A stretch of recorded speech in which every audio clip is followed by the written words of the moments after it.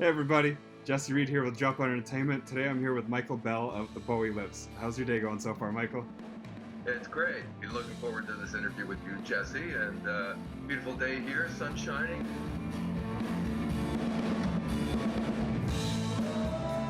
You've got an exciting show coming up in Toronto with the Bowie Lives. Do we want to just jump right in? Can you tell us about the show? Yeah, sure.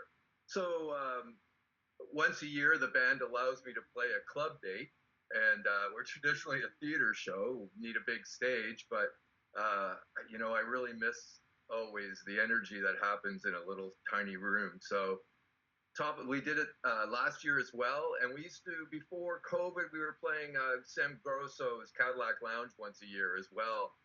Just to get on a smaller stage and have everybody dancing in front of us, and Bowie fans right up in your face as opposed to 40 feet away from you. So that's this show. So it's March 9th down at the Duke, iconic live room down on Queen East. We played it last year, sold it out. It was a great show, tons of fun, and quite frankly, I have too much fun, as the band says on these shows. I interact and go nuts, play my favorite songs for everybody. That's for sure. Amazing. Yeah, and I was going through the reviews of the show. I haven't had the opportunity to see it yet, but I'm very much looking forward to coming out and watching. But yeah, people are blown away by this. I've seen some comments that people have said too. They're a little bit apprehensive to come out because of how much they love Bowie. But once they've seen your show, they're just shocked by how amazing it is. I've seen people say that you sound more like Bowie than Bowie himself. Yeah. Yeah, can you tell us a little bit about how you got this project started and kind of where it is today? So, I was active in the 80s as a player, and then I met my wife, came off the road, started an entertainment magazine, which I ran up here in Central Ontario for 30 years, kind of like a Now magazine for our region. And then I decided, kind of in my mid 50s, that I thought I should go back out and do what I love to do. My kids were grown and gone, was the reason I wasn't pursuing a career in music to begin with, and I went out into the market and sang Buble and Sinatra tunes, and was doing the jazz clubs in Toronto and theaters in Central Ontario, that sort of thing. And all along, the fellow who was my musical director, Michael Beauclair, in in Buble show, he had always suggested that I do a Bowie tribute, and I didn't want to. I did one back in the '80s, and I really didn't enjoy the experience at all. And and then after he passed,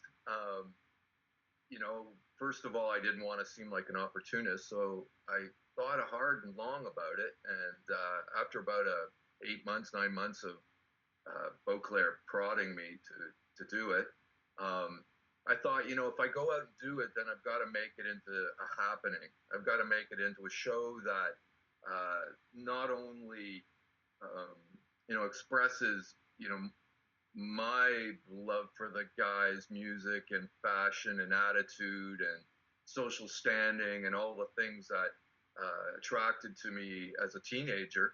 Um, but I need to make a show that other fans could come and take part in. So, we always say, come dressed as your favorite David. And we've got a huge offering we call the Bowie Bazaar. I'm not sure I'll have room to set it up at the Duke.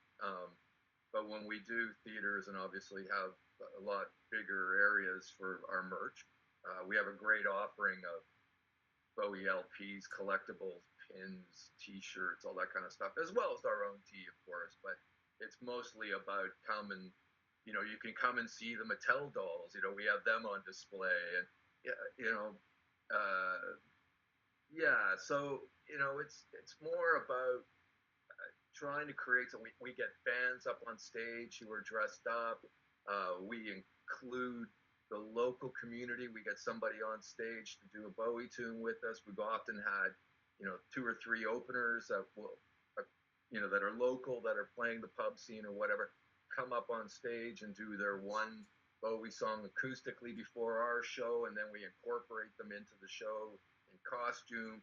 Um, we just try to get everybody involved for all the Bowie fans, because as you say, one of the things that I understood right from the onset of this was true Bowie fans will hate this idea of somebody doing a tribute because, and in the beginning, we got so much hate mail of like, you're out of your mind if you think you can do this, blah, blah, Really? all those things. Uh, I think little did maybe the public know that I grew up. I cut my teeth singing this guy as a teenager, and have listened to him my entire adult life, and sang his songs forever and ever and ever. So I've got a nuance in my voice, I think, that which is my voice, but was heavily affected and inspired by Bowie's vocal. Um, so that's maybe why you hear people say, "Oh, he sounds more Bowie like than Bowie does."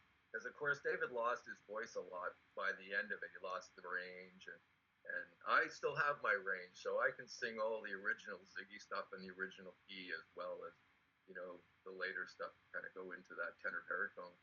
So yeah, long-winded answer to your question, I guess, but there it is. That's awesome. Yeah, for me, a day that I'll never forget. My family got a computer before we had like internet or anything on it. There was an encyclopedia, and under music, like the only piece of music that was on this computer was Changes by David Bowie. Right. And just being able to think back to that and like hearing that for the first time and hearing music, even through a computer, I remember being mind blowing. Do you remember, being a teenager or a kid and hearing Bowie kind of for the first time and what emotions that brought to you? Yeah, absolutely. So I'd always been listening. Um, I grew up at my grandmother's. My dad was a single dad, and we lived at my grandparents. And his sister, who was 8 years older than me, was listening to records, of course. So, when she was 9 and I was 2, or she was 10 and I was 3, whatever the math is on that. Don't get me to do your books. Um, you know, I had a real love for music to begin with, and then uh, I guess it was probably Fame or Young Americans were the first songs I heard on the radio back in the day, and I was listening to a lot of Motown because that's what my aunt was into, and I thought, wow, this is great, and I was 13, 14 years old, and I saw Young Americans for sale at Woolworths, for anybody that can remember that, and as an LP, and it was Christmas time, and I thought I need to buy my aunt this record for Christmas, and of course I did, and I have it. She just gave it back to me about a year ago. That she'd kept it all these years, and so I have like the original inspiration.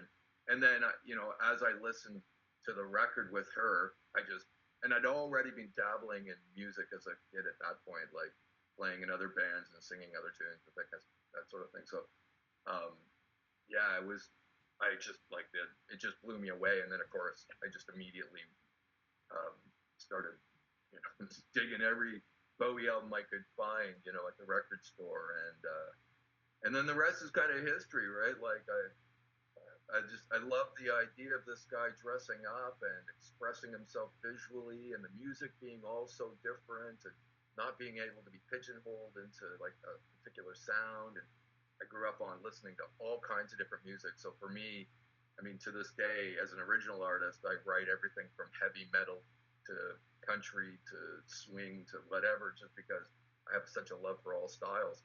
Um, so yeah, that's really the most I can see myself literally putting that platter on the record player that Christmas 1974, and just it blowing my mind. The two of us dancing around, and just thinking this is the greatest thing. So yeah, vivid memory for sure. That's incredible. Um, yeah, let's talk about great memories too. You mentioned the show used to be at the Cadillac Lounge, a venue that unfortunately, yeah, doesn't exist anymore. But man, are there some great memories there. Can you talk about some of your favorite just Toronto venue memories, or if you got any favorite stories just of any venues like the Cadillac Lounge or some of these places that we don't get to experience anymore, but a lot of people really cherish. Yeah, I mean, the Cadillac was great to us. Sam was great. He gave us our kind of our first shot into Toronto. We don't play Toronto very much because we're busy just touring theaters in Ontario. So, despite the fact that we keep saying, we need to go down and rent a theater and do a show down in Toronto, we're so busy, and you know, by the time I get there and bring it into a theater, we're working on revamping the show right now into a greater musical than it is. You know, because we do costumes, I have dancers that wear the costumes. I wear the iconic blue suit, you know, on stage, and I don't pretend to be David Bowie. Like, my show is about what he meant to me and what he meant to other fans, and you know, I certainly talk about the history and that sort of thing, but I use models and dancers to wear his outfits on stage. And so, you know, we're reworking a lot of that, adding a lot more costuming and a lot more dialogue and a lot more multimedia and scrims and props and things of that nature to the show. So until I really have that nailed, I don't want to bring it to the city and put it on a big stage. That said, you know, playing the Cadillac was always great. With the first show we did was a New Year's Eve. Sam gave us the back room at the Cadillac. I don't know if you know the room, but Yeah. you know, the Windy is basically a greenhouse, you know, with chairs and a stand-up bar. And so we played it and sold it out. He loved it. He said, "Come on back, you know, and play the front room where everybody was getting to play." And so we came back and did that. It was super early in our careers. When we just kind of played a few clubs to get it rolling, and then we rolled pretty much straight into the theaters with it. But yeah, but I can tell you a really funny story about Toronto is playing the Nags North in the 80s with my other show, which my other show was it was backing tracks, didn't have a band. I went into the studio with a bunch of guys. We recorded our own tracks. And because you know, this is all pre-internet, pre-karaoke kind of days or whatever, you know, and I had, it was like a two-man show, and I had a guy, my buddy, who was kind of like my roadie like guy, you know, all-round dude, portraying me on stage, and I did Bowie. I did 8 costume changes back in those days, like peeling costumes, running backstage.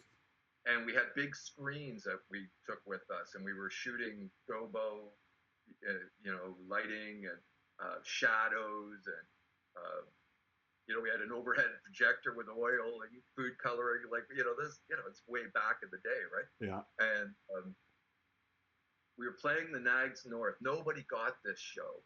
I did like 10 days with it. You know, I did Rock and Roll Heaven, like I did all the stuff. I had just won a Q107 homegrown contest with another act. And so it was sort of in between, my agent said, in between getting a record deal, like, while we're waiting to get this record deal, why don't you go out as a Bowie tribute? Tributes were just kind of starting. You know, Tony Springer had his Hendrix show was just going out. Flushing Fries were like 2 years into it, you know.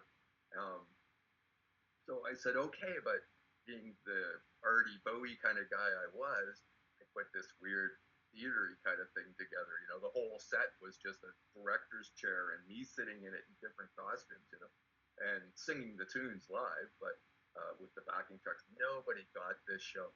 And I was kind of oblivious to that fact until we played the Nags North, full room, and, you know, had all the real hardcore Bowie fans standing in a circle around the stage. And then you know, we ended a song, I can't remember what it was, we ended a song, and from the back of the room, I just hear some guy go, "Where's your band?" You know? And it was like Emperor, you know, has no clothes. Like, the whole facade just disappeared. Like, I was like, what? You know? And I closed the show. That was the last show I ever did with that, you know, because it just suddenly, you know, somebody called me on the illusion I was trying to create. And so that's probably my strongest Toronto performance memory. That's funny. And yeah, so now you've got the whole band going, you've got the dancers and everything, like you mentioned. What's just that feeling like of being on stage with all of that art going on, you know, and just going back and forth between the audience? Can you just talk a little bit about, you know, that electricity that must be going on with you guys? Yeah, you know, it's great because, again, like, Bowie fans to me are probably the hardest. Like, they're the most discerning fans, you know. That's why I say you know, until people see the show, I think they get this, like you mentioned, you know, I don't know if you can do this, and I'm really skeptical. Kind of, it's the only show. I've been a promoter my entire life, and I swear to God, it's the only show I've ever seen where we sell like single seats. And you see them pop up, you know, when we're checking on ticket sales in the theaters, and there'll be, you know, somebody will bought one seat right in front of the soundboard, you know, and you know that person's going to be sitting there with their arms crossed until we win them over, you know. Yeah. And at the same time, you know, these are hardcore fans. You know, people are just coming by themselves. This isn't a social outing. This is like, you know, if they want to come and see. We've had people. Last time we were at the uh, uh, the Duke, we had this guy and his girlfriend's wife. I'm not sure. You know, sit basically right side of the stage and with his arms crossed. Like I saw him when we came on the stage, and there he was, just watching it so hard. And then we slowly, you know, won him over as, and I could see him moving, and then his arms went down to his side, and then he had, you know, then kind of dancing it up and all that kind of stuff. And we went to it after the show. He approached us, and apparently he had traveled with Bowie as a light tech Wow. on 2 of the Canadian tours. And he just like he went, man, you know, I came down here to tell you guys to stop doing what you're doing, and he goes, he just won me over. He goes, David would be so honored by this, you know. And so there's the, you know, when you ask about the electricity in the room, that's really the winning point for me. Is I look out and I see the naysayers, and then slowly through the show their head starts to bob, and by the end they're on their feet, or they're dancing in the aisle, or singing the words, or you know. So that's great, you know, because again, I want this for the fans, you know. Like it's not about me singing the Bowie. I love it. It's great fun and all that kind of stuff. But you know, the only reason I really did it in this way um, was to say, you know, let's as fans all celebrate this thing, and I'll just be the catalyst. Like I'll bring all the other elements into it, the looks, the sounds, and all that kind of stuff. Um, but again, you know, I'm not pretending to be David Bowie. Like that's not like a traditional tribute kind of approach, you know. Yeah. Where, especially when I see some of the other Bowie shows out there, that you know, all power to them. It's all great, you know. But kind of, I don't know. I don't like seeing these dudes dressed up, you know, at my age even, or in their 50s, you know. Suddenly they've got the Ziggy outfit on and a weird wig and all that kind of stuff. And it's just like, you know, Yeah. that to me is opportunist. Not to throw shade on anybody doing their thing, but you know, I'm trying to take a more holistic approach, I guess, to it. So yeah, so the energy when I win them over, that's when the, you know, I love it the most for sure. That's amazing. Yeah, no, it's got to be an incredible feeling. You know, especially to have people loving you when they came into the room, you know, expecting to hate you. That's I feel like it's something that a lot of bands get to feel. You also mentioned earlier, you know, when you were starting out, people were sending you hate mail and messages saying you shouldn't do this kind of stuff, which would be enough to discourage a lot of artists from going forward. You know, something that I've kind of realized as time goes on, though, is most things that are worth doing somebody's going to hate. Somebody's either going to be jealous of or just malicious towards. Do you have any advice for other artists who may be, you know, dealing with hate mail or negative kind of energy or comments, and you know, getting past that? Well, you know, as David himself would say, you know, you don't do it for other people. You do it for yourself. You create for your own creative impulse. And if you're a creative person, you're just gonna, you know, do that stuff. And that said, you know, as you suggested, that a lot of the stuff that you end up really appreciating in life are the things that you know, stood out from the pack.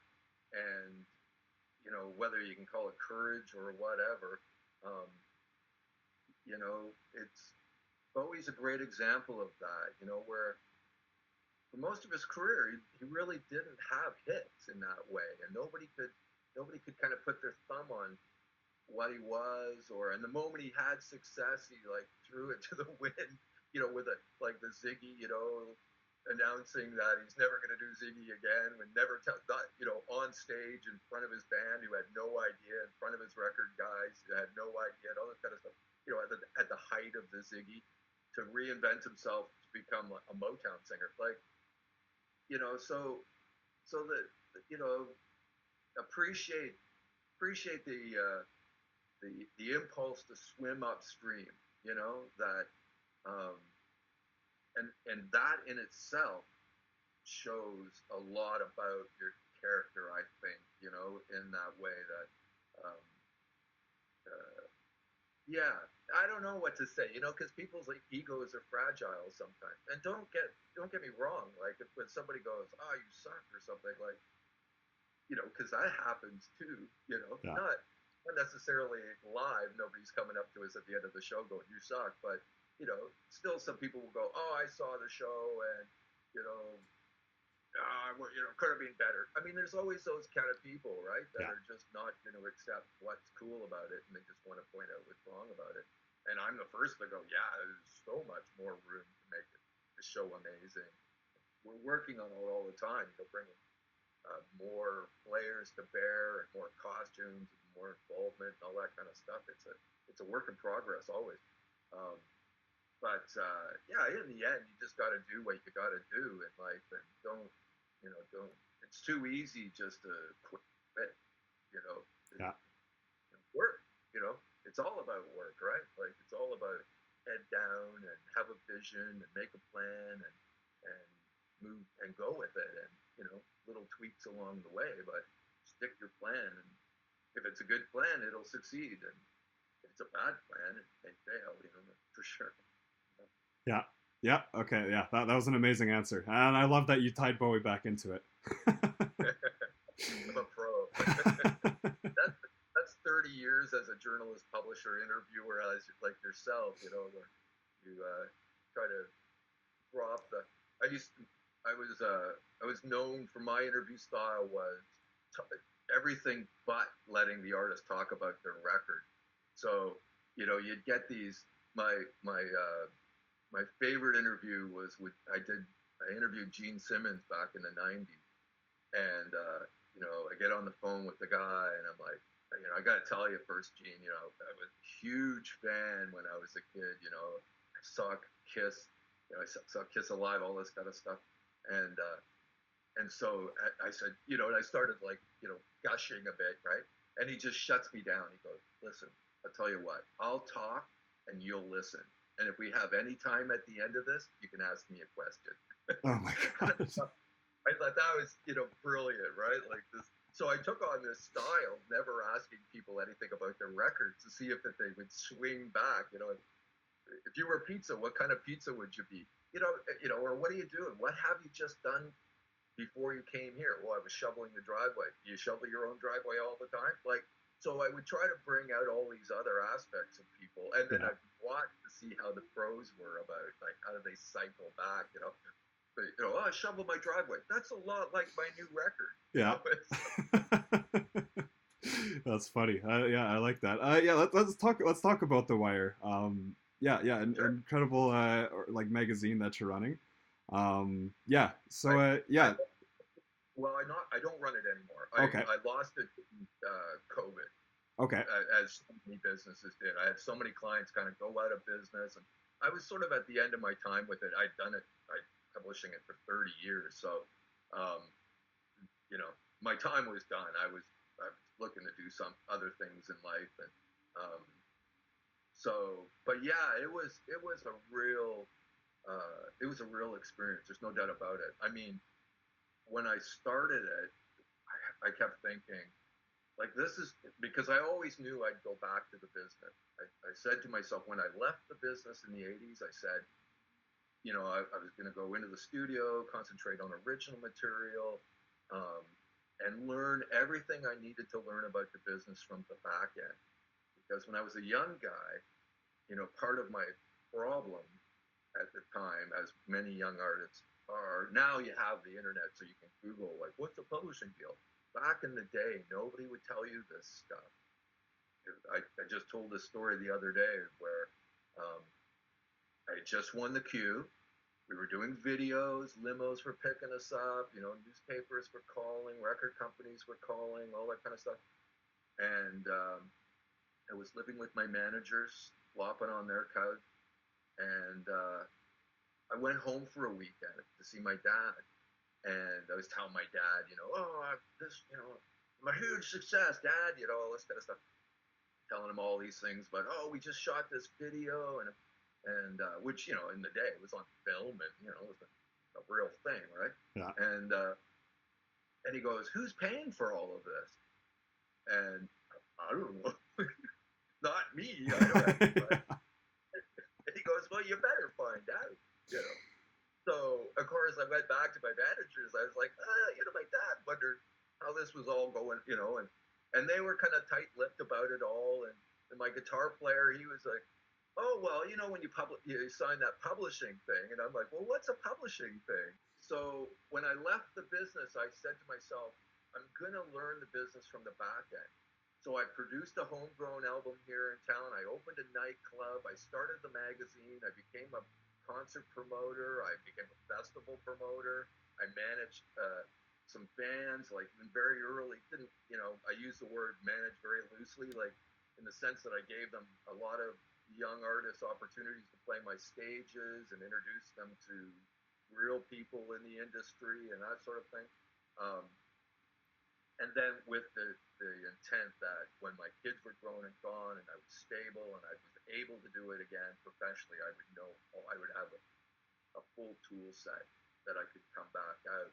So that was one of the great things about The Wire, was it gave me the vehicle to get backstage at everything, to meet all of the heavy promoters, to interview. Like, I mean, you know, Gene Simmons did allow me time to just talk to him.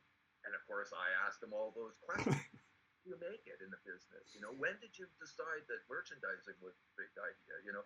And you know, I've interviewed every Canadian star, from Shania Twain to Randy Bachman to, you know, and you know, always kind of ask roundabout questions if I've got questions about certain things, or, you know, I've got this problem with this producer I'm working with. What would you suggest? You know, these kind of questions, and getting it from the horse's mouth, as it were, right? So that was also a great thing about the paper. There's no doubt about it. And, yeah, it allowed me access to everything. Like, you know, as you know, like, if you're a journalist and you're willing to talk about somebody, they're like, "Oh, you need a free beer," you know, like, "Park your car backstage," you know. Yeah. So, you know, that was great. That was great. And then of course, the other part of it was really a vehicle to help artists in my marketplace.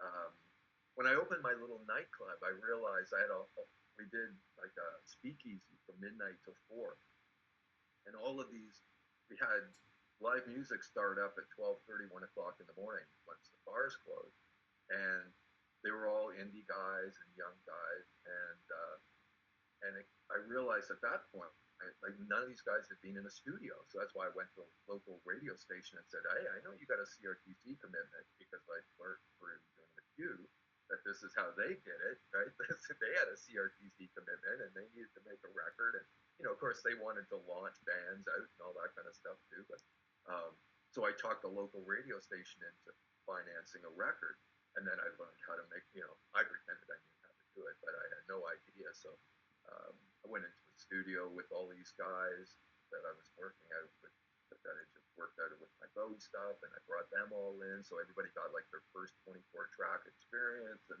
we released the record, and then I made the newspaper and put them on the cover of all the records, or on the cover of all the issues, you know, one by one, talking about the record, talking about their career, you know. I've always done verbatim interviews. I took that from Andy Warhol's interview, like, it was just always my kind of thing, just write down exactly what they said, all the swear words, all the things that they said. Don't write, no, don't say that, you know. Yeah. Like, don't, you know, people got, you know, they got used to guys like, you know, Jim Cuddy, who I'd interviewed probably 6 or 7 times over his career. He knew, you know, like, Yeah. just careful what I say, right? But yeah, we helped launch. I tell you, the newspaper helped launch out 3 Days Grace, 1,000 Foot Crutch, Serena Ryder. Like, they all came out of those days in the 90s out of here, playing my showcases, playing my festivals. I introduced 3 Days Grace to Ralph James at a festival that I did, that was like a 10-day independent festival deal, you know. So So yeah, there's the wire, and that, it had all kinds of varying levels of big and small, and we had 5 offices at one point across central and eastern Ontario, and brought it all back to one home office. Started in a little cubicle, like literally somebody's closet. We had to pull the chairs out of this room to get in, and then bring the chairs back in to be able to sit down. It was so small. But, and Letraset back in the day, right? This way before your time, but there were no printers or computers yet, so you're pasting up boards, photocopying pictures out of newspapers. Wow. Yeah. Photocopying them up and then inking them, blowing them up again, and inking them again, and blowing them up again, just to get them on the cover of the paper. Or we used to do line shots because we couldn't do PMPs, right, in the day. Yeah. Who knows the biz? There was a labor of love, I'll tell you, back in the day. Yeah. Next time I think I'm having a hard day, I'm just gonna have to think back to that because yeah, definitely they made things a little bit simpler at this point. Yeah. Well, I was lucky because I just missed reverse typeface, because not so many years before I started the paper in 1989. So if you went back to like the mid 80s, newspapers were still setting type. And that process, like spelling like big words, and you're spelling the words backward. So I was lucky I missed that. I at least had the word perfect, I guess, was the first processor, kind of had 3 fonts.